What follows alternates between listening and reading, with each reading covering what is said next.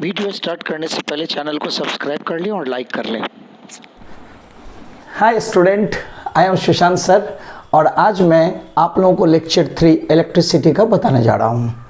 मेरे इस लेक्चर 3 को स्टार्ट करने से पहले मैं आप लोगों को कह दूं कि भाई चैनल को सब्सक्राइब ज़रूर कीजिए और अधिक से अधिक लाइक दीजिए और गांव-गांव मोहल्ले तक इसे शेयर कीजिए ताकि जो बच्चे इस लॉकडाउन में पढ़ नहीं पा रहे हैं उनको पढ़ाई का फ़ायदा मिल सके। तो लेट्स स्टार्ट।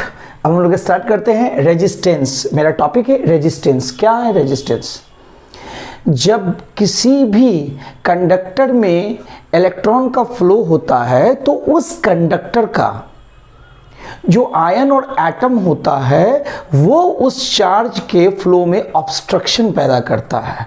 उसी ऑब्स्ट्रक्शन को हम लोग कहते हैं रेजिस्टेंस। ओके, तो resistance the property of conductor due to which it opposes the flow of charges is called resistance. यह एक प्रॉपर्टी है जो किसी भी कंडक्टर में फ्लो होने वाले चार्ज के रास्ते में ऑब्स्ट्रक्शन पैदा करता है, उसे हम लोग क्या कहते हैं?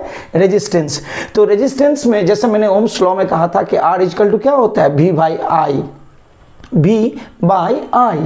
तो R हो गया आपका रेजिस्टेंस।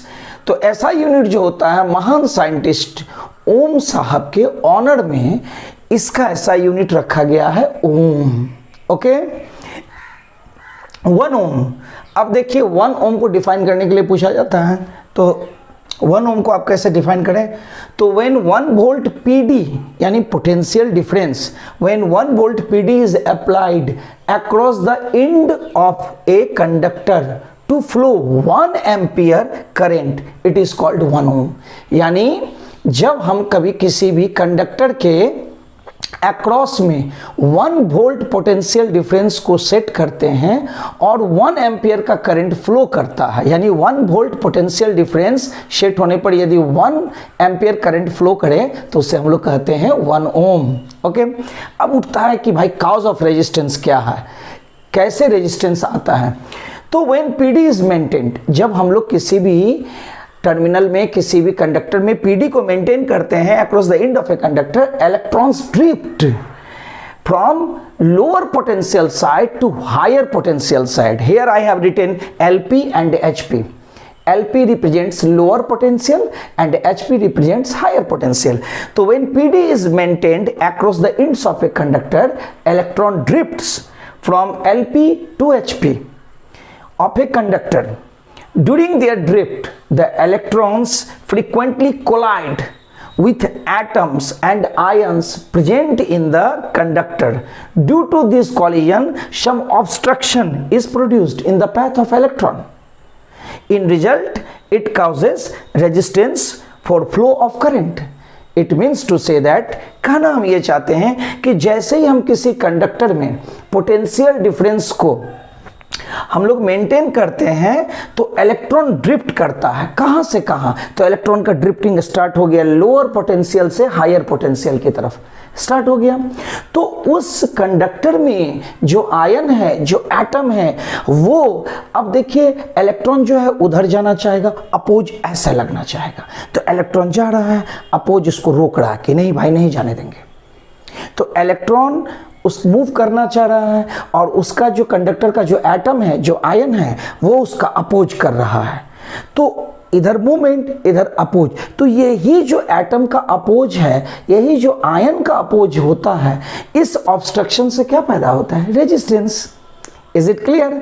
तो रेजिस्टेंस कॉलिजन हो रहा है। रेजिस्टेंस किसके कारण हो रहा है भाई? तो यहाँ कॉलिजन हो रहा है। किस में टक्कर हो रही है?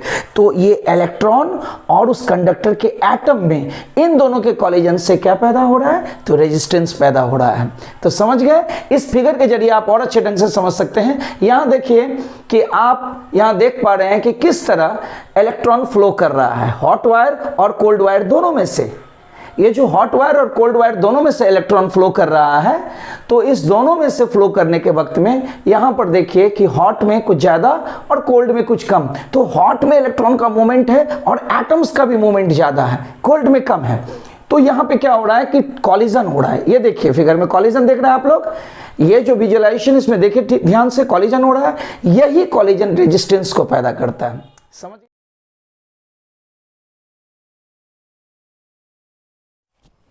चलिए मैं अब आप लोगों को टाइप्स ऑफ रेजिस्टेंस बताता हूं कि there are two types of resistance. One is called fixed resistance and second is called variable resistance. Fixed resistance, the resistance offered by a conductor is constant when resistance offered by a conductor is constant at given temperature. This resistance is called fixed resistance. जैसे metallic wire है उसका resistance क्या होगा? Fix होगा. Okay. And variable resistance, तो variable resistance it is an electrical element whose resistance can be easily increased or decreased. In other words, we can say it is an electrical element whose resistance can be suitably increased or decreased in order to adjust current flowing through the circuit without change of voltage is called variable resistance. एक ऐसा electrical element है जिसके resistance को हम लोग suitably increase यानी बढ़ा सकते हैं या डिक्रीज यानी घटा सकते हैं. किसको एडजस्ट करने के लिए? उस कंडक्टर से जो करंट फ्लो कर रहा है उसको एडजस्ट करने के लिए.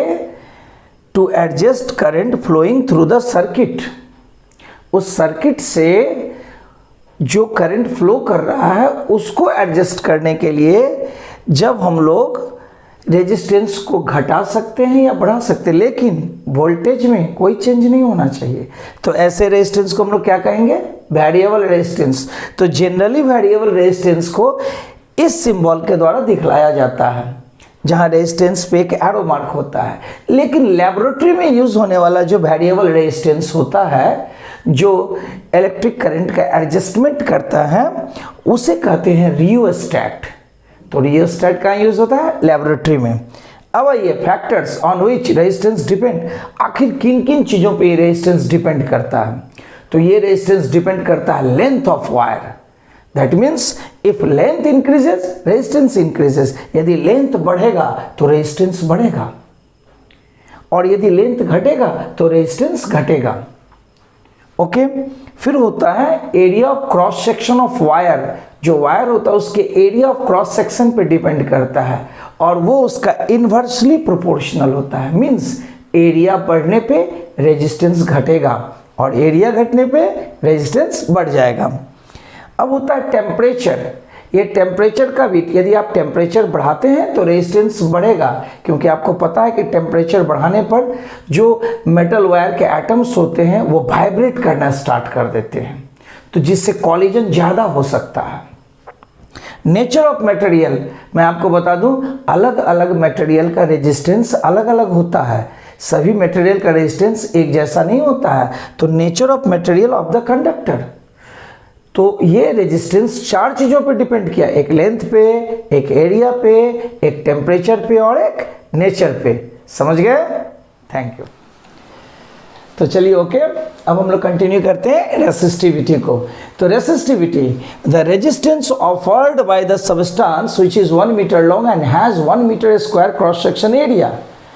ऐसा सबस्टेंस का रेजिस्टेंस जिसकी लंबाई 1 मीटर हो और जिसका cross section area 1 metre square हो, उसके रेजिस्टेंस को हम लोग कहते हैं रेसिस्टिविटी.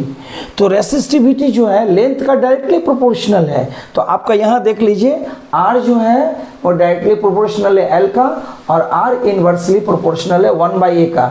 दोनों मिल जाएगा तो L/A हो जाएगा. तो यदि हम लोग इसके प्रोपोर्शनल के साइन को हटाएंगे तो वहाँ दे देंगे एक सिंबल. इस सिंबल को हम लोग रो कहते हैं. एक बात और, हम लोग क्रॉस सेक्शन एरिया की बात कर रहे हैं. ये है क्रॉस सेक्शन एरिया जिसका एरिया इक्वल टू होता है A इक्वल टू होता है πr². That is equal to the area of the circle, क्योंकि किसी भी चीज़ का जो क्रॉस सेक्शन होगा वो क्या हो जाएगा? सर्कुलर होगा, और जब सर्कुलर होगा तो उसका एरिया क्या हो जाएगा? πr². तो एक चीज़ और बता दें कि यह रेसिस्टिविटी दो चीज़ पर डिपेंड करती है, नेचर और टेम्परेचर पर. किस पर? नेचर और टेम्परेचर पर.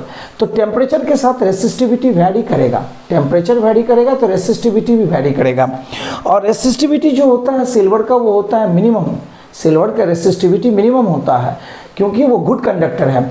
और आपको बता दें कि एलॉयज लाइक नाइक्रोम, कॉन्स्टेंटन, मैग्नीन, इनका जो रेसिस्टिविटी होता है वह हाई होता है। जैसे नाइक्रोम का होता है Na कंस्टिट्यूएंट जो Na, Fe, Mn और Cr, जबकि मैग्नीन का होता है Cu, Mn और Ni, और कांस्टेंट का क्या होता है केवल Cu प्लस Ni।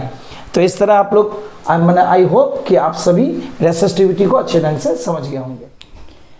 चलिए अब हम लोग important topic combination of resistance पे ध्यान देते हैं। तो रेजिस्टेंस का कॉम्बिनेशन जो होता है वो दो होता है, एक होता है सीरीज कॉम्बिनेशन, एक होता है parallel combination. First of all हम लोग पढ़ेंगे सीरीज कॉम्बिनेशन।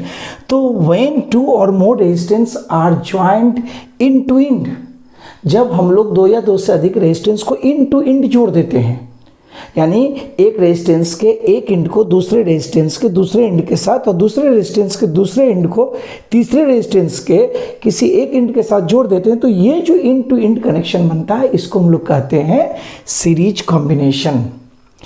तो एक्सप्रेशन, अब इसका मैथमेटिकली एक्सप्रेशन कैसे होता है और कैसे हम लोग इसको डिराइव करते हैं वो देखिए। एक्सप्रेशन फॉर इक्विवेलेंट रेजिस्टेंस, तो यहाँ देख लीजिए, आप देख रहे हैं इस फिगर में। एक बात मैं आपको बता देना चाहता हूँ कि सीरीज कॉम्बिनेशन में जो अमाउंट ऑफ करंट होगा वो माने जितने भी रेजिस्टेंस होंगे सभी से पास होने वाला करंट का अमाउंट सेम होगा। यानी सीरीज कॉम्बिनेशन में करंट सेम होता है लेकिन वोल्टेज अलग अलग होता है, पोटेंशियल डिफरेंस अलग अलग होता है, हर रेजिस्टेंस का पोटेंशियल डिफरेंस अलग अलग होता है। तो ये point numerical point of view से काफ़ी इंपॉर्टेंट है ताकि आपको न्यूमेरिकल बनाने में कोई दिक्कत नहीं हो। तो suppose three resistance R1, R2, R3 are connected in series combination through which same amount of current I flows, जिसमें से करंट जो जा रहा है वो सबके लिए सेम है लेकिन भी सेम नहीं है। ध्यान रखिएगा, भी सेम नहीं है, पोटेंशियल डिफरेंस सेम नहीं है। तो if V1, V2 and V3 be the PD across the resistance R1, R2 and R3, यदि R1 का पोटेंशियल डिफरेंस हम लोग V1 मान लेते हैं और R2 का पोटेंशियल डिफरेंस हम लोग ले लेते हैं V2 और R3 का क्या ले लिए V3, तो ओम्स लॉ को अप्लाई करने पर V इक्वल टू क्या होता है ओम्स लॉ में IR, तो यहाँ V1 इक्वल टू हो जाएगा IR1, तो V1 इक्वल टू हो गया IR1, V2 इक्वल टू हो गया IR2 और V3 इक्वल टू हो गया IR3। तो आपका टोटल पोटेंशियल क्या बना, V equal to V1 plus V2 plus V3। तो V1 का वैल्यू दे दिया IR1 plus IR2 plus IR3, तो हम लोग I कॉमन ले लिए तो ब्रैकेट में क्या बचा R1 plus R2 plus R3। यदि हम लोग एक बिग रेजिस्टेंस R को तीनों रेजिस्टर्स के बदले इक्विवेलेंट मान ले, यानी तीन रेजिस्टर्स जो आपका है R1, R2 और R3, इसके बदले में हम लोग यदि एक रेजिस्टेंस R ले लें जो ये तीनों का इक्विवेलेंट हो, तो ऐसे कंडीशन में V इक्वल टू हो जाएगा IR। तो ये हो गया इक्वेशन 1 और ये हो गया इक्वेशन 2। जब 1 और 2 को हम लोग कंपेयर करते हैं तो IR इक्वल टू हो गया I bracket R1 plus R2 plus R3, तो आपका I कैंसिल, तो क्या आ गया R1 plus R2 plus R3।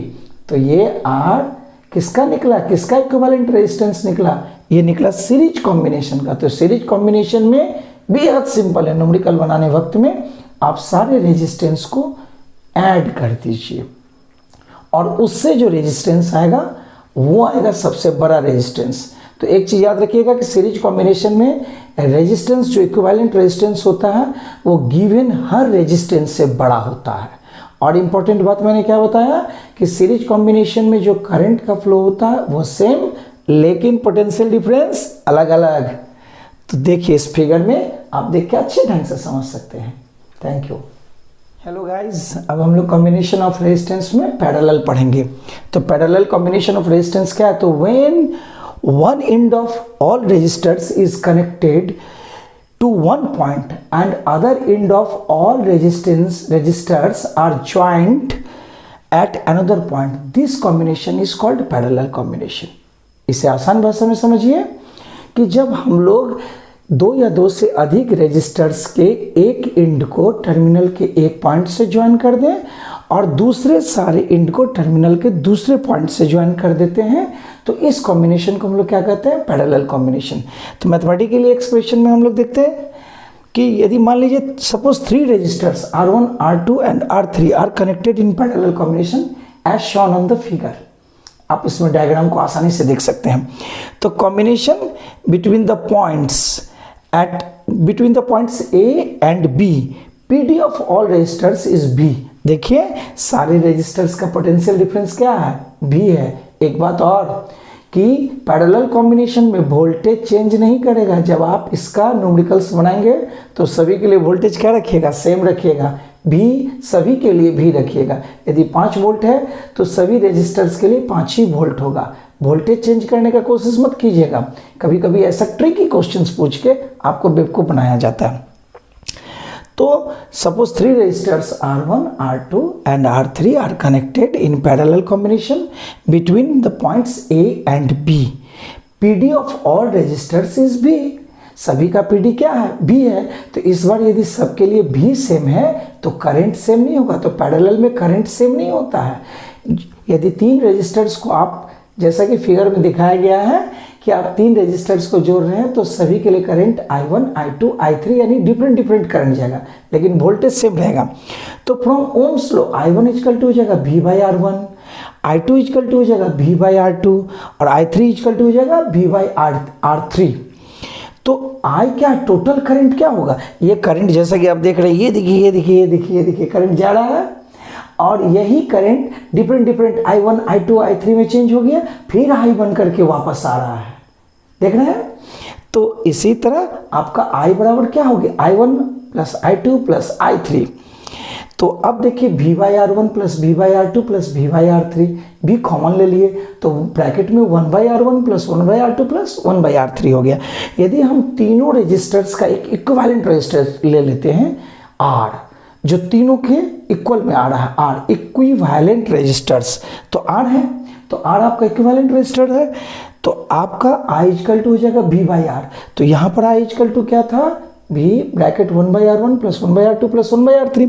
जब 1 और 2 को हम कंपेयर करते हैं तो V/R equal to V bracket 1/R1 plus 1/R2 plus 1/R3। भी कैंसिल, तो भी कैंसिल हो गया। तो आपका 1/R बराबर क्या आ गया? 1/R1 plus 1/R2 plus 1/R3। तो इस तरह आपका ये पैरेलल कॉम्बिनेशन प्रूफ हो गया और इस डायग्राम से आपको काफ़ी हेल्प मिलेगा समझने में। समझ गए? Thank you.